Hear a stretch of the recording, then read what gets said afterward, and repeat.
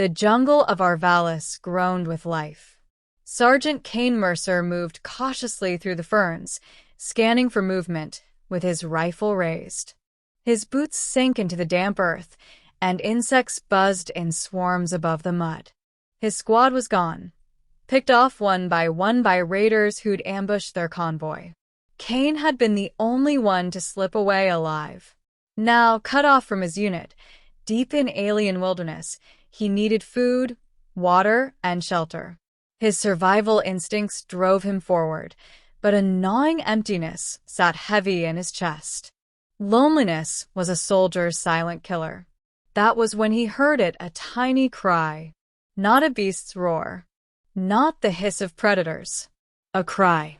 High-pitched. Afraid. Cain crept toward the sound, pushing past hanging vines until he came upon a small clearing. There, shivering in the shadows, was a tiny alien girl. She couldn't have been more than 7 in human years, skin a pale lilac shade, with ridged patterns across her arms like faint silver tattoos. Her large, glassy eyes stared at him in pure terror. She wore a ragged tunic, torn and stained with dirt. And when she saw Cain's towering figure step into the clearing, she froze. Then, with a trembling voice, she cried out, "Please don't eat me." Cain blinked. Of all the things he expected, that wasn't it.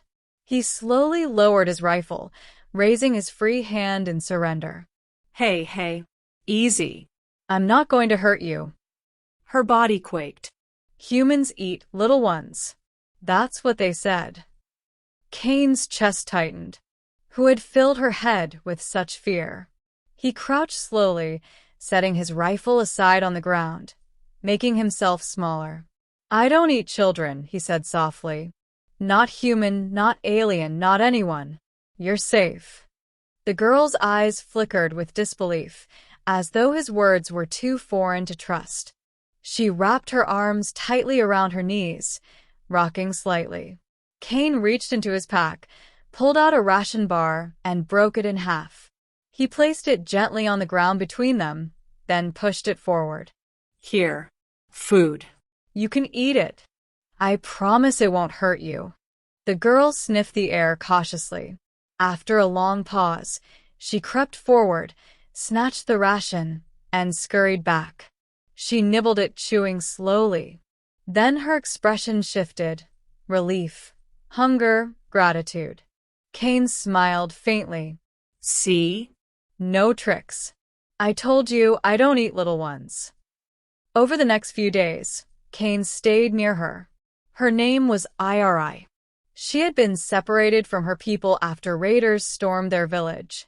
She'd been hiding alone, terrified, convinced she was prey. At first, she stayed several paces away from him, watching like a frightened animal. But hunger wore down her fear. When Cain cooked small portions of his rations over a makeshift fire, she edged closer.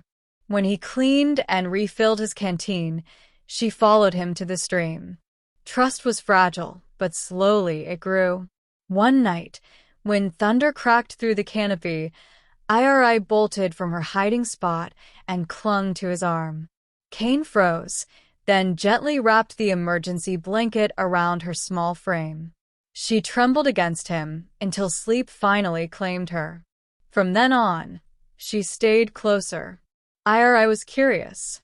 She poked at his rifle, fascinated by the metallic gleam. She tugged on his sleeves when he tried to repair his broken comms unit, tilting her head at the strange human tech. Cain found himself explaining, even though she barely understood half the words. "This," he said, showing her his pocket compass, "tells me where to go. See the arrow? Always points north." She gasped as if he'd shown her magic. "Arrow never lie?" "Never," Cain said with a grin. She giggled and pointed to his chest. "You, arrow never lie too?" Cain blinked, caught off guard. Then, with a faint smile, he tapped his chest. "I try." But danger always lurked. While foraging one afternoon, Cain heard a rustle that didn't belong. He turned, spotting a predator stalking the clearing, a four-legged beast with a mouthful of teeth, eyes fixed on IRI. Without thinking, Cain shoved her behind him. The creature lunged. Cain's rifle barked, searing light ripping into the beast's chest. It collapsed snarling, then lay still.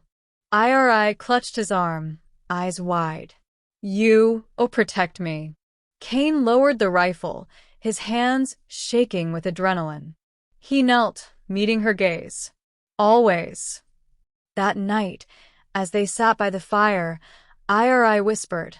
Others said humans only destroy, only take. You not like them. Cain stared into the flames. Not all humans are good, IRI. But not all are bad either. Same goes for everyone. She tilted her head. Then you are good? He gave a tired smile. I try. Days stretched into weeks.